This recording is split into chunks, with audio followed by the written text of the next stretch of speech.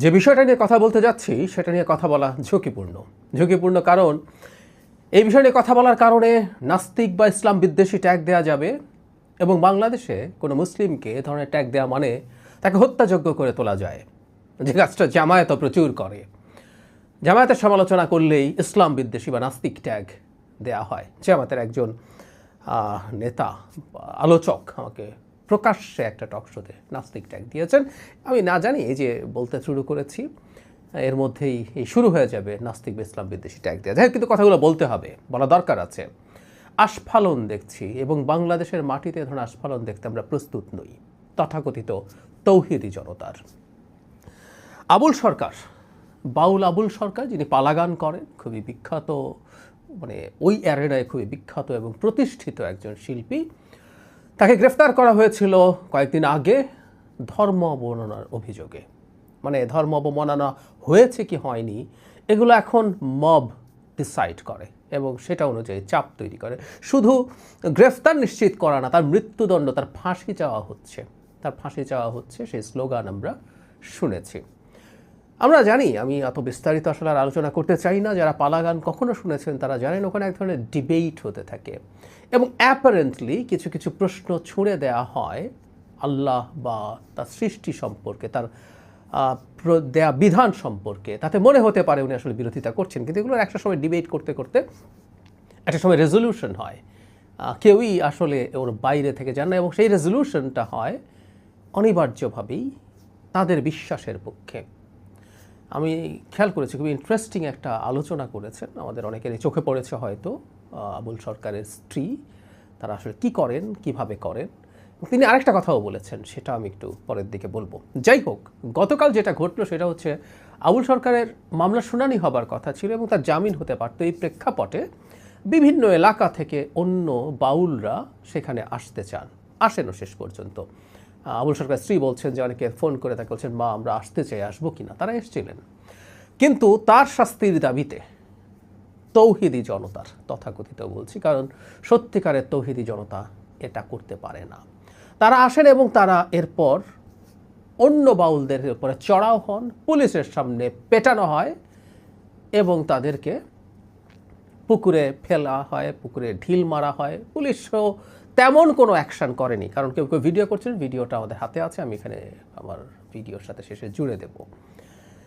এটা ঘটে। এর বাইরে আরেকটা জিনিসও খুব জরুরি, সেটা হচ্ছে যে মিছিলটা হয়েছে সেই মিছিলের মধ্যে একটা বাউল ধৈরা জবাই কর স্লোগান দেওয়া হয়েছে। ওই মিছিলে পরে এটা জেলে ভর বলা হয়েছে, কিন্তু জবাই কর বলা হয়েছে। আমি ভিডিওটা দিচ্ছি, আপনারা মন দিয়ে শুনবেন, শেষে দেওয়া আছে। আর জবাই কর সরিয়েই রাখি, জেলে ভরতে হবে কেন বাউলকে? মানে বাউল হলেই এখন জেলে ভরতে হবে, এই প্রেক্ষাপট তৈরি করা হচ্ছে বাংলাদেশে। এবং যথারীতি সরকারের কোনো উচ্চবাচ্য নেই, এগুলো নিয়ে সরকার নির্বিকার ছিল। ডক্টর ইউনূসের সরকারের এই ধরনের নির্বিকার আচরণকে আমরা এটার প্রতি স্পষ্ট সায় হিসাবেই পড়ে নেব। একজন উপদেষ্টা যারা মাহফুজ আলম, মাঝে মাঝে তিনি মাজার ভাঙা নিয়েও স্টেটাস দিতেন। আমি জানি না তার এই স্টেটাস নিয়ে হাসাহাসি করব না খানিকটা প্রশংসা করব। একসময় প্রচুর সমালোচনা করেছি যে সরকারের তো কাজ স্টেটাস দেয়া না, ব্যবস্থা নেয়া। কিন্তু আবার এটাও বলি, এই সরকারের মধ্যে তিনি অন্তত খানিকটা সাহস করে লিখেছেন, তার ফেসবুক স্ট্যাটাসে মাহফুজ আলম লিখছেন, মজলুম জালিম হচ্ছে, ফ্যাসিবাদ বিরোধীরা ফ্যাসিবাদী হচ্ছে, পুরো পরিস্থিতি হতাশা ও ক্ষুব্ধতার। জুলুমকে ইনসাফ দিয়ে, সহিংসতাকে দরদ দিয়ে প্রতিস্থাপন না করে যারা নতুন মাত্রা জুলুম ও সহিংসতা করে বেড়াচ্ছেন তারা ফ্যাসিবাদের পুনর্জাগরণের জন্য দায়ী হয়ে থাকবেন। সমাজে, রাষ্ট্রে চিন্তা ও আচারের বৈচিত্র্যকে বাধাগ্রস্ত করলে ফ্যাসিবাদ পুনঃপ্রতিষ্ঠিত হবে এবং জুলাই বিপ্লব ব্যর্থ হবে। তাসাউফপন্থী, ফকির, বাউল সহ ভিন্ন মতাবলম্বীদের ওপর সব ধরনের জুলুম বন্ধ হোক। ওই যে বললাম বন্ধ হোক আহ্বান, এটা সুশীল এক ধরনের সুশীল সমাজের আহ্বানের মতো মনে হয়। যারা ক্ষমতায় আছেন, যারা দায়িত্বে আছেন, তারা ব্যবস্থা নেবেন, তারা বন্ধ করবেন, আমরা সেটা দেখতে চাই। কিন্তু মাহফুজ আলম যে কথাটা বলেছেন, এই কথাটা আমরা দীর্ঘ সময় থেকে বলছি। এই যে শেখ হাসিনার সময়ে দাড়ি টুপি থাকা এবং খুবই প্র্যাকটিসিং মুসলিমদেরকে এক ধরনের জঙ্গি ট্যাগ দিয়ে অন্যায় অত্যাচার করা হয়েছে, এগুলোর বিরুদ্ধে কথা বলেছে। কিন্তু আজকে এই ধরনেরই মানুষ অন্য মানুষের চিন্তা, তার দর্শনকে গ্রহণ করতে না পেরে তার উপরে চড়াও হচ্ছে, তার বিশ্বাসের সাথে না মিললেই তাকে কাফের ঘোষণা দিচ্ছে এবং জবাই করার হুমকি দিচ্ছে, মৃত্যুদণ্ড চাইছে। তারা তাদের মতো করে এই প্রেক্ষাপট তৈরি হয়েছে, তারা তাদের মত চাপিয়ে দিতে চাইছেন, শুধু সেটা না, সেটার জন্য প্রচণ্ড মাত্রার বল প্রয়োগ করছেন। ইনফ্যাক্ট এবার বাউলদের উপর এভাবে হামলা হয়েছে, কিন্তু বিভিন্ন এলাকায় বহু সময় পালা গানের আসর, বাউল গানের আসর এই ইউনূস সরকারের সময় বন্ধ করা হয়েছে, নাটক বন্ধ হয়েছে, মাজার ভাঙা হয়েছে। সেই সংখ্যাটা এখন 150 থেকে 200 হয়ে গেছে। নির্বিকার সরকার, কিছুদিন আগে রীতিমতো বুলডোজার দিয়ে মাজার ভাঙার ছবি আমাদের সামনে এসছে। সরকার নির্বিকার, সরকার নির্বিকার, সরকার এগুলোকে ছাড় দিয়ে রাখছে। আমি দীর্ঘদিন থেকে এই কথাটা বলছি যে সরকার এই শক্তিটাকে হাতে রাখতে চায়, কোনো প্রয়োজনে ব্যবহার করতে চায়। সরকার বা সরকারের মধ্যে থাকা কোনো একটা শক্তি কোনো একটা সময় দেশে বিরাট কেওস তৈরি করে দেওয়ার জন্য তারা এদেরকে ব্যবহার করবে, নাহলে এছাড়া আর কোনো ব্যাখ্যা নেই। আমরাও সোকল্ড তৌহিদি জনতাকে, সোকল্ড বলছি কারণ এরা আসলেই সোকল্ড, তারা সত্যিকার তৌহিদ করেন না, মানুষকে এভাবে পেটাতে পারেন না। এই পেটানো সম্পর্কে খুব সুন্দর একটা কথা আবুল সরকারের স্ত্রী তার মানে চ্যানেলের সাথে কথা শেষ অংশে বলেছেন। পিটিয়ে মাথা ফেটিয়ে দেওয়া হয়েছে, জখম করা হয়েছে, তাদেরকে বলছে বাবা তোমরা মার খাও। তিনি বলছেন আমরা মার খেতে জানি, মার দেয়ার শিখিনি, আমাদের হাত মানুষকে মারার জন্য তৈরি হয়নি। আমার মনে হয় এ সকল তৌহিদে জনতার গালে এর চেয়ে ভয়ঙ্কর চপেটাঘাত আর কিছু হতে পারে না, সত্যিই পারে না। আবুল সরকারের কিছু পালা সামনে আসলো, দেখলাম, আমার কাছে মনে হয় কত সফট, কত ভদ্র একজন মানুষ তিনি। তার বক্তব্য নিয়ে কারো কোনো রকম কোনো দ্বিধা থাকতে পারে, কনফিউশন থাকতে পারে, আলাপ আলোচনা হতে পারে, ব্যাখ্যা চাওয়া হতে পারে, সব কিছু হতে পারে, কিন্তু এটা নিয়ে যে ধরনের জঙ্গি অ্যাটিটিউড তৈরি করা হচ্ছে এটার পেছনে পরিকল্পনা আছে, এবং তারা জেনে, কেউ জেনে এবং কেউ না জেনে একটা খেলার অংশ হচ্ছেন। তার আগে আমি একটা প্রশ্ন করতে চাই যে সকল তৌহিদি জনতাকে, মানে শেখ হাসিনার সময় কেন এগুলো পারেন নাই আপনারা? এত শক্তি যদি থাকে, দেশে মাজার যদি এত খারাপ জিনিস হয়ে থাকে, তার জন্য শেখ হাসিনার সময় তো এগুলো ভেঙে গুড়িয়ে দেওয়া উচিত ছিল। একটা মাজারও তো সেটা করার সাহস হয়নি। কবর থেকে লাশ তুলে পুড়িয়ে দেওয়া হয়েছে, তখন পারেননি কেন? তখন করেননি কেন? পালা গান তখন বন্ধ করা হয়নি কেন? বাউল গান তখন বন্ধ করা হয়নি কেন? খুব খারাপ শোনাবে। এগুলো বলার মাধ্যমে, এগুলো করার মাধ্যমেই শেখ হাসিনার শাসনের যৌক্তিকতা আপনারা প্রমাণ করছেন। ইয়াস, শেখ হাসিনা ঠিক এই ন্যারেটিভটা এস্টাবলিশ করার চেষ্টা করেছেন, এবং শেখ হাসিনার হয়ে ভারত চেষ্টা করেছে, ভারত এখনও এই চেষ্টা করছে, ভারতে এখনও এই আলাপ হচ্ছে, যে কেউ শুনতে পারেন।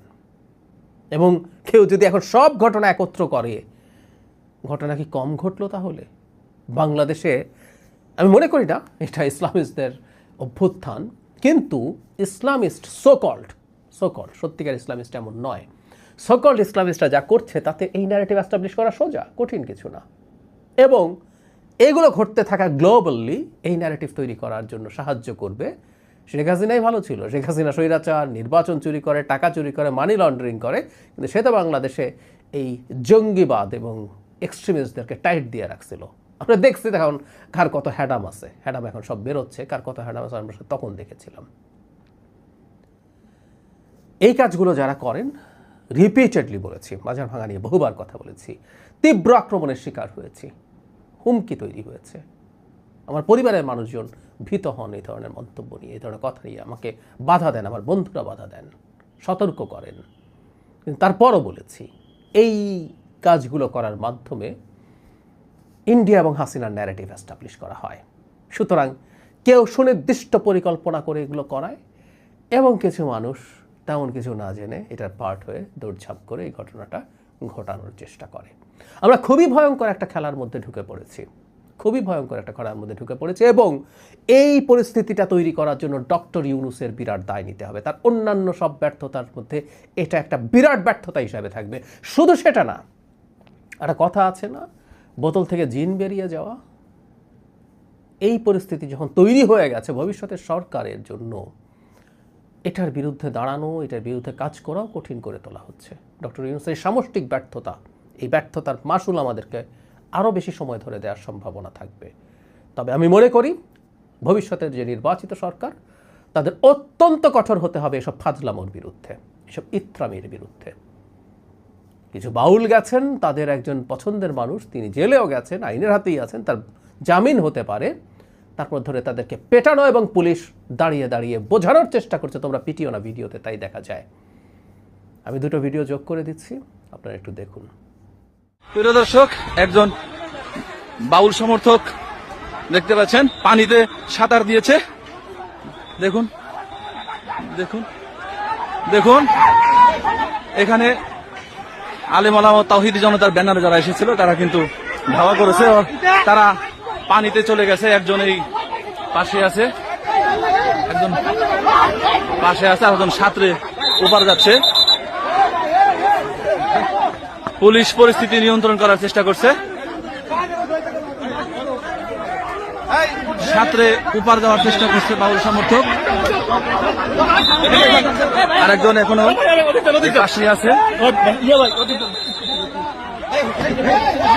সে কিন্তু নড়ছে না, সেখানেই দাঁড়িয়ে আছে। তার উপরে ধুলা সহ ময়লা ছুড়ে ফেলা হচ্ছে।